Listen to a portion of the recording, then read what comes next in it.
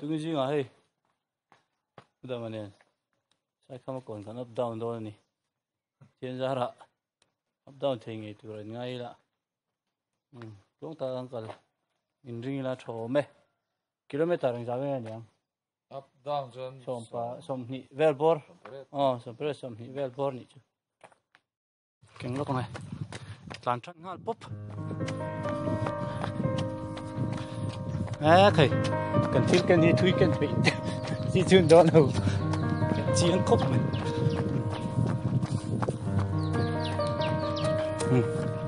Lan trăng đó đấy.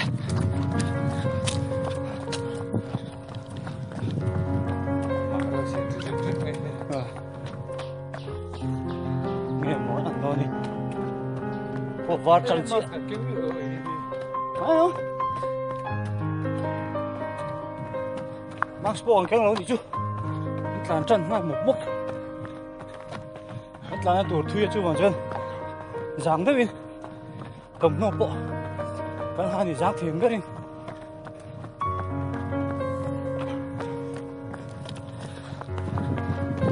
cái bị trơn,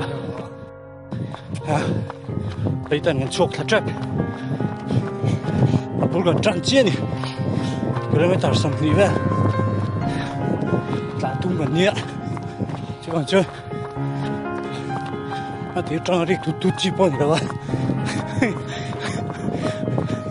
nó tập cẩn thận luôn đi rồi mà chứ còn chơi nó thì làm muông chắc nó chẳng có được hả đây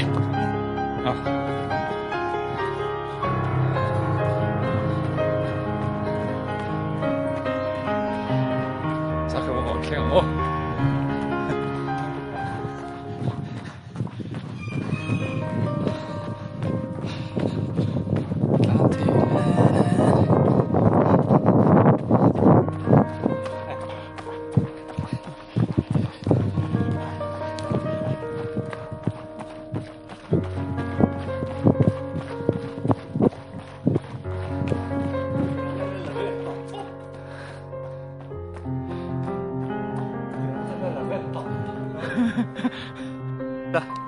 Oh, good.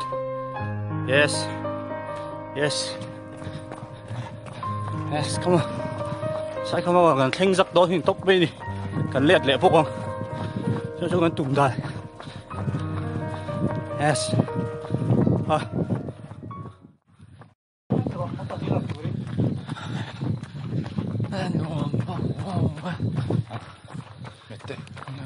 Cái thằng anh là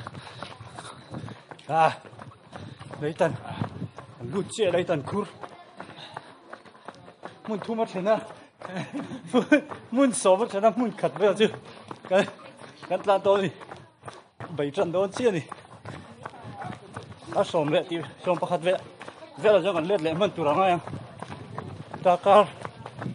Dakar khật lệ thì về cả nên nhỉ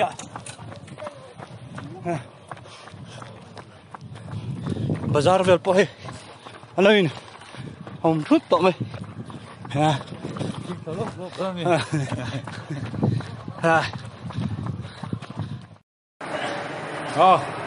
Bố còn cần sách á? Bọc về rồi đi ha. Sẵn sàng. Fit về.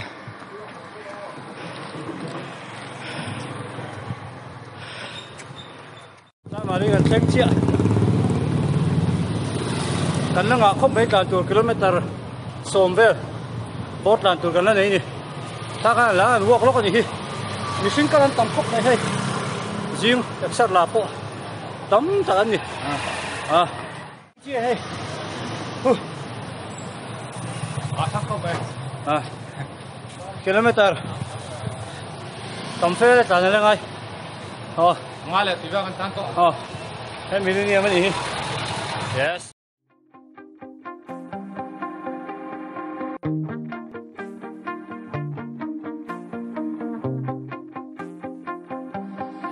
man magan đi plan mấy pha là thui về tổ vía về chắc thành bột là chặt tổ không mấy thôi đấy bột đi nào bye bye ai rồi lấy cần thang phê chia cần thang về trap tàu anh tụm ram kilometer som đón cho cần tan tòa ăn là hạ lâu nhỉ à cái là chỉ đón châu nhỉ muốn cần trơn châu nhỉ à bên còn cần thang này chia đây ai giờ cần tan thế rồi đó má xong ai giờ anh đi tòa rồi ai giờ rồi đó sai không có gì tòa nữa cần thang hai chuyên tòa mấy ai giờ cần thang phê nó mới đặt lên tế bạc làm chủ lâm tòa rồi vậy yes làm phê mấy cái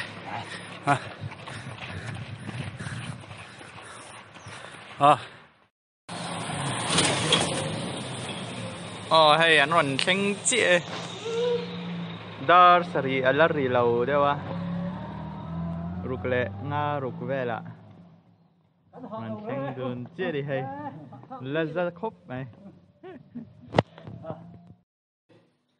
anh về cái này là sao đặc sao là fit về được tổ bốc ạ chỉ có mấy đứa anh tiền rồi bây giờ luôn lên sầu về lên à